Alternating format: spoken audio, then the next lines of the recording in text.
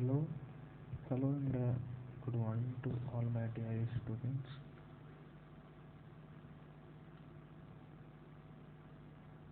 And welcome you again to another session of biology class. आज की class में देखेंगे जैविक प्रक्रियाएं। जैविक प्रक्रियाएं जीवों में होने वाले जो प्रक्रिया होते हैं, प्रोसेस होते हैं, उसे जैविक प्रक्रियाएं कहते हैं। और इस चैप्टर में हम 4 जैविक प्रक्रियाएं के बारे में हम पढ़ेंगे: पोषण, परिवहन, श्वसन और उत्सर्जन के बारे में।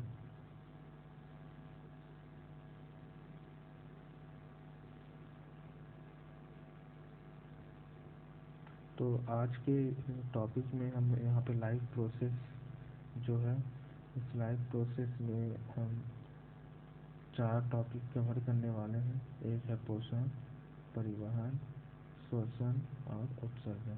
लेकिन आज के टॉपिक में हम जो क्लियर करने वाले हैं वो है पोषण की प्रक्रिया।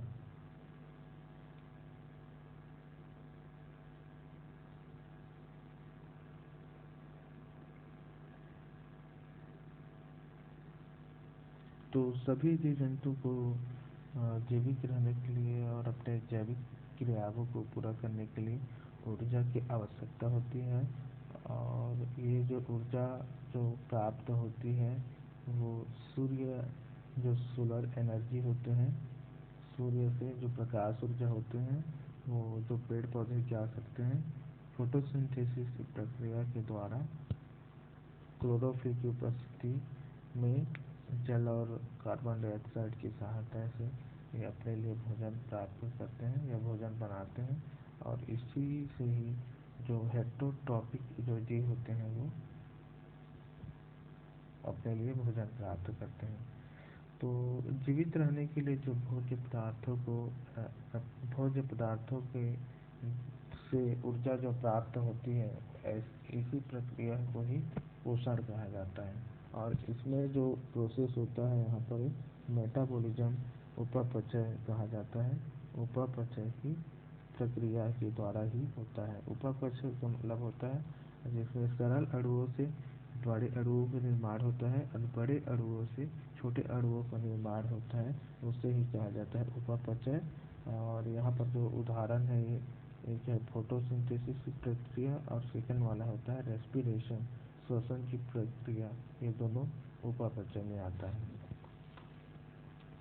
तो सभी जंतुओं में यहाँ पे देखेंगे कि जंतुओं में पोषण की जो विधि होती है वो कितने विधि होते हैं।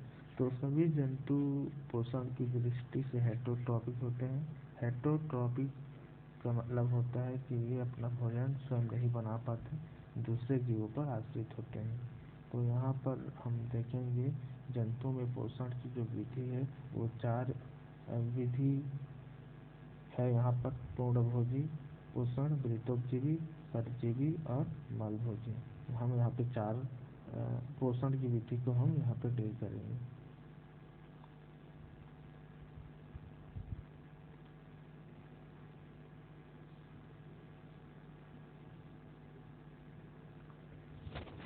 तो पहला वाला जो है पूर्णभोजी पोषण, यहाँ पर देखते हैं कि पूर्णभोजी जो पोषण है, इस प्रकार के जो पोषण में जंतु भोज्य पदार्थों को निगलकर अंतर्ग्रहित करते हैं। ठीक है, ये जो पूर्णभोजी होता है इसमें भोजन को क्या करेगा, वो सीधा ग्रहण करता है। ठीक है, भोजन को ग्रहण करता है और इसके बाद भोजन का शरीर के अंदर में पाचन होता है, अवशोषण होता है, स्वांगीकरण होता है।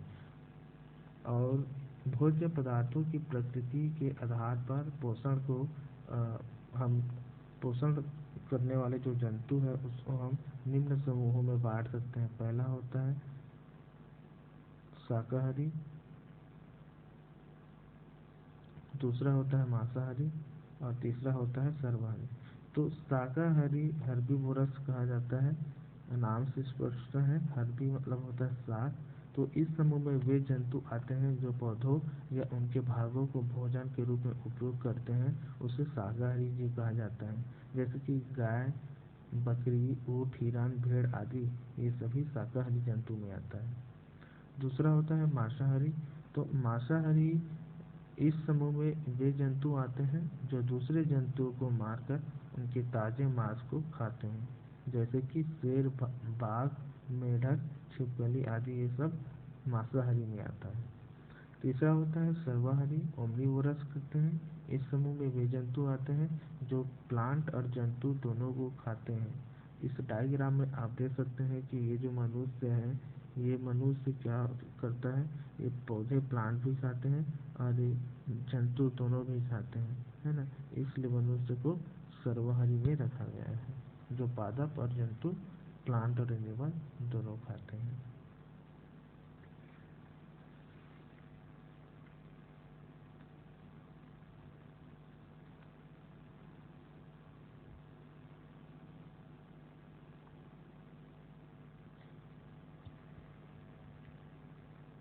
नेक्स्ट है रक्तभक्षी। रक्त जो भक्षी होता है, इसमें इस समूह में वे जंतु को रखा गया है जो रक्त को या ब्लड को चूस कर, ठीक है, ब्लड को चूस कर क्या करता है, पोषण प्राप्त करता है, उसे रक्तभक्षी कहते हैं। उदाहरण के लिए जो मच्छर, जो और साथ में एक और होता है खटमल, खटमल भी इसी में आता है,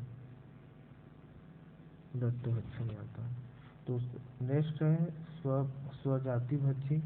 तो स्वजाति जो भक्षी होता है, इस समूह में वे जंतु आते हैं जो अपनी ही जाति के जंतुओं को खाते हैं, ठीक है। स्व मतलब अपने ही, और जाति जाति, जो अपने ही जाति के जीवों को खाते हैं उसे स्वजाति भक्षी कहते हैं। एग्जाम्पल के लिए गिद्ध है। स्क्वेंजर।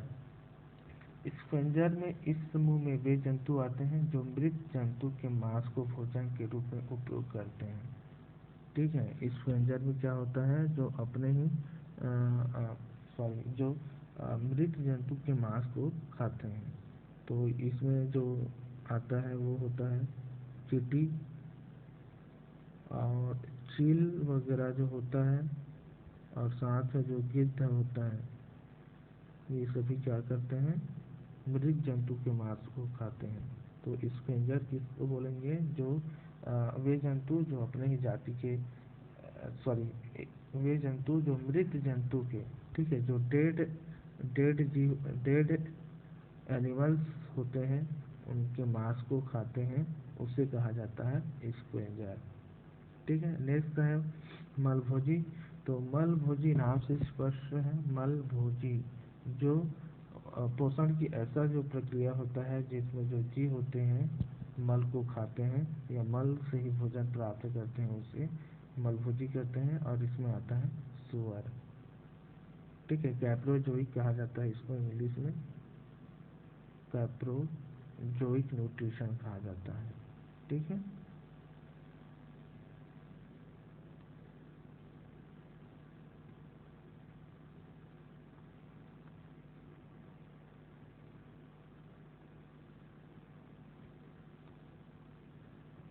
नेक्स्ट है मृतोपजीवी, सेप्रोजोइक न्यूट्रिशन। तो यहाँ पर सेप्रो का मतलब होता है, सेप्रो या मृत, यहाँ पर जो लिखा है इसका मतलब होता है सड़ा हुआ, ठीक है। तो वे जीव जो अपना भोजन मृत एवं सड़े हुए अकार्बनिक पदार्थों से प्राप्त करते हैं उसको मृतोपजीवी कहा जाता है, ठीक है। कोई भी ये शरीर है, मान लीजिए ये एक शरीर है, बॉडी है, ठीक है, और ये शरीर यदि ये एकदम सड़ गया है, ठीक है, क्या हो गया है, सड़ गया है, तो इन्हीं से कोई भी जीव है, जैसे मान लीजिए ये कवक है, ये कवक क्या करता है, जब ये सड़ने लगता है तो इससे बहुत सारे मटेरियल्स निकलता है। इस मटेरियल्स को ये जो कवक है ये क्या कर लेता है, एब्जॉर्ब कर लेता है, ठीक है, एब्जॉर्ब कर लेते हैं, अवशोषित कर लेते हैं। और इसी प्रक्रिया से क्या करते हैं, जो कवक और जो जीवाणु होते हैं वो अवशोषित करके भोजन प्राप्त करते हैं। तो ऐसे पोषण करने वाले जंतु को मृतोपजीवी कहते हैं, ठीक है।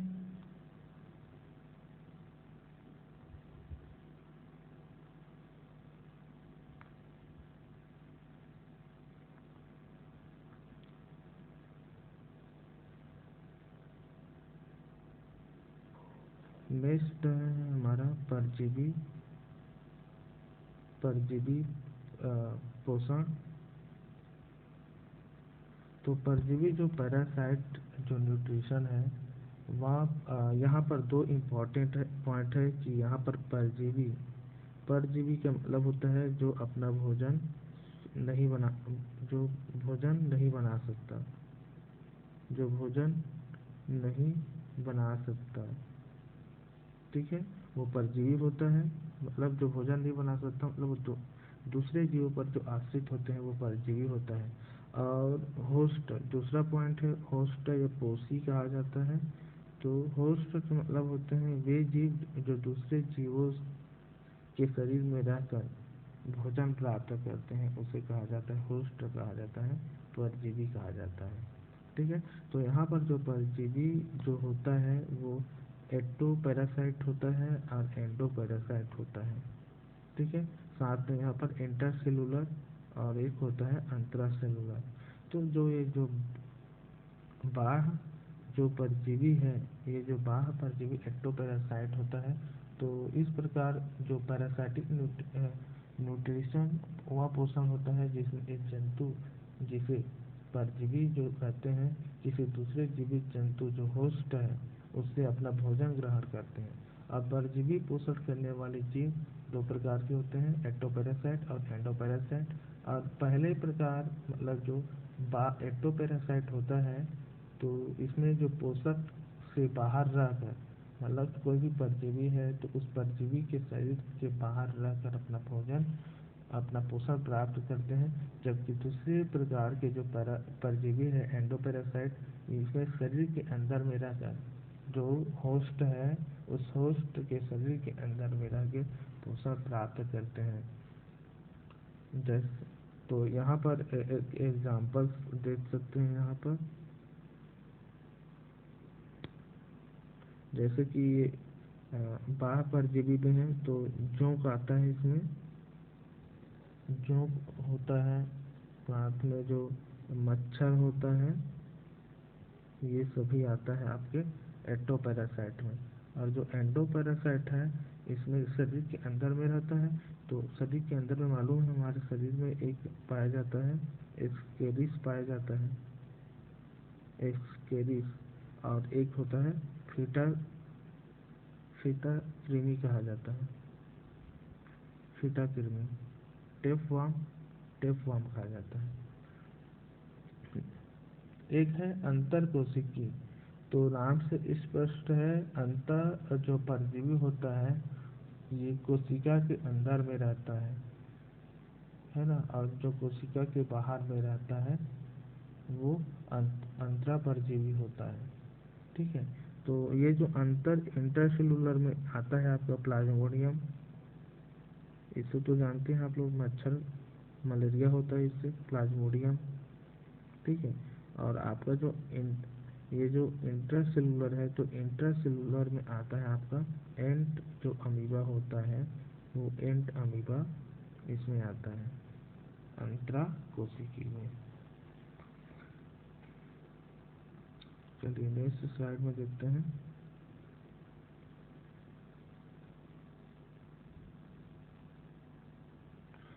नेक्स्ट स्लाइड में देखते हैं भोजन के प्रमुख घटक की जो कंपोनेंट्स, जो मेन कंपोनेंट्स ऑफ फूड है वो कौन कौन है।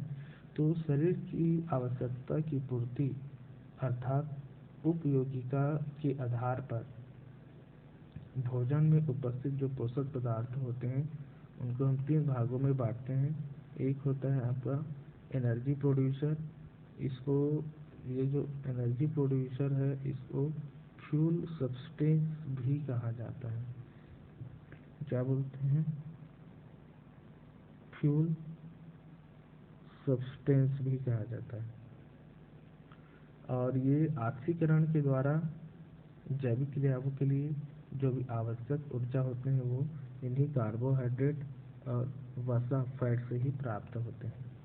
और सेकंड वाले में निर्माणकारी बिल्डिंग ऑफ ग्रोथ और ग्रोथ कहते हैं, इनमें वे पोषक पदार्थ रहते हैं जो शरीर के टूट फूट की मरम्मत करते हैं और साथ में उनका वृद्धि में काम आता है, जैसे कि प्रोटीन, शरीर की वृद्धि और विकास के लिए प्रोटीन ही बहुत इम्पोर्टेंट है। और विभिन्न जैविक क्रियाओं को नियंत्रित करने के लिए विटामिन, जल और खनिज साल्ट की आवश्यकता होती है। तो ऐसे पदार्थों को कहा जाता है मेटाबॉलिक रेगुलेटर कहा जाता है, उपापचय नियंत्रक।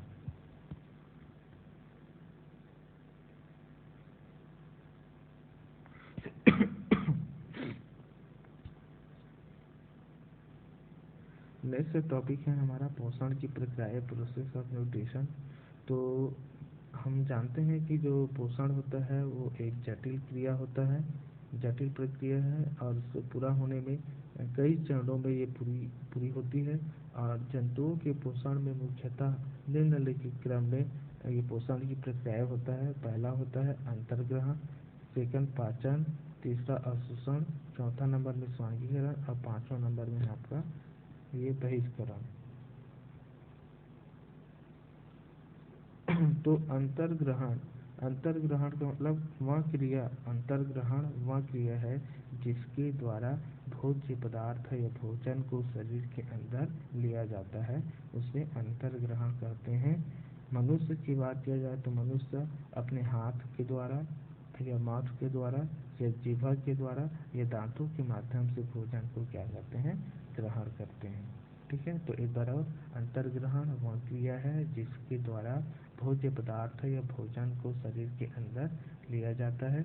मनुष्य की बात करें तो हाथ, मुख, जीवा और दांत के माध्यम से ये क्या करते हैं, अंतर्ग्रहण करते हैं। सेकंड होता है पाचन। तो पाचन जंतु भोज्य पदार्थों को जिस रूप में ग्रहण करते हैं उसी रूप में उपभोग नहीं कर पाते हैं, क्योंकि ये बहुत ही जटिल होते हैं। इस कारण ही ये भोज्य पदार्थों को पहले शरीर के विविध अंगों के द्वारा सरल तथा उपयोगी पदार्थों में क्या करते हैं, बदल देते हैं, और इसी क्रिया को ही पाचन कहते हैं। ठीक है, और इसके बाद वो आहार नाल की जो दीवार होती है इसमें सरल पदार्थों को अवशोषित करते हैं और ये ब्लड में मिला देते हैं, और यह जो क्रिया होती है ये आहार नाल में ही होता है, और पाचन ग्रंथियां भी इसमें क्या करते हैं, मदद करते हैं। तो ये है पाचन। तीसरा वाला जो प्रक्रिया है वो एब्जॉर्प्शन है। तो क्या होता है इसमें, जब भोजन का पाचन होता है तो पाचन के दौरान भोज्य पदार्थों के जो उपयोगी पदार्थ होते हैं वो सरल पदार्थों में वो अवशोषित हो जाते हैं और ये घुलनशील हो जाते हैं बोल सकते हैं। और अवशोषण, इसमें आहार नाल की जो दीवार होती है वो इस पचित जो भोजन होते हैं उसको अवशोषित कर लेते हैं। ठीक है, अवशोषित कर लेते हैं, और अवशोषित करने के बाद इस भोजन को क्या करता है, इस ब्लड में, रुधिर में मिला देता है। तो उसे ही कहते हैं अवशोषण की प्रक्रिया। नेक्स्ट है स्वांगीकरण। अब क्या होता है, ये जो अवशोषित जो पदार्थ होता है, ये जो अवशोषित जो पदार्थ हुआ है, जो ब्लड में मिलाया हुआ है, इस अवशोषित पदार्थ जो होता है इसमें अमाइनो एसिड रहता है, ग्लिसरॉल होता है, शुगर होता है और फैटी एसिड होता है। इन पदार्थों को क्या करता है, परिसंचरण तंत्र के द्वारा इसको शरीर की जो कोशिकाओं के पास ये क्या करता है, इसको मिला लेता है, कोशिकाओं के पास इसको पहुंचा देता है, और वहाँ पे ये जो कोशिकाएं होते हैं इन पदार्थों से अपने लिए क्या करते हैं, उपयोगी पदार्थ बनाते हैं। ठीक है, उपयोगी पदार्थ जैसे कि प्रोटीन, वसा, लिपिड वगैरह बनाता है। ठीक है, इस प्रक्रिया को ही कहा जाता है स्वांगीकरण की प्रक्रिया। पांचवा है आपका बहिष्करण। तो बहिष्करण, इसमें हमारे शरीर में पाचन के बाद भोज्य पदार्थ बच जाते हैं जिनका पाचन नहीं हो पाता है, और ये पदार्थ हमारे लिए क्या होते हैं, उपयोगी नहीं होते हैं, इसलिए इन पदार्थों को शरीर से बाहर कर दिया जाता है, और इसी क्रिया को ही कहा जाता है बहिष्करण की क्रिया। बात हम जो कर रहे थे जंतु पोषण, तो जंतु पोषण की क्रिया में क्या होता है, जो भोज्य पदार्थ के रूप में जो कार्बोहाइड्रेट होता है, प्रोटीन होता है, वसा होता है ना, वसा होता है, न्यूक्लिक एसिड होता है, जल होता है, खनिज हो सकता है, विटामिन होते हैं, उसको ग्रहण करते हैं। तो अंतर ग्रहण के बाद ये भोज्य पदार्थ जंतुओं की आहार नाल में पहुंचते हैं, जहां पर इनका पाचन और अवशोषण होता है, और अंत में बचे हुए जो अनपचे पदार्थ होते हैं, ये अपशिष्ट होते हैं, तो इस अपशिष्ट के रूप में बाहर कर दिया जाता है, जबकि अवशोषित पदार्थों को शरीर के ऊतकों में सांद्रीकरण होता है। तो इस तरह से जो पोषण की जो प्रक्रिया होती है वो 5 चरणों में पूरा होती है: अंतर्ग्रहण, पाचन, अवशोषण, स्वांगीकरण और बहिष्करण। ठीक है। नेक्स्ट हमारा जो वीडियो में हम देखेंगे पाचन तंत्र। ठीक है, आज की क्लास के लिए थैंक यू। और आपको जो भी डाउट हो सो प्लीज़ आप शेयर विथ मी।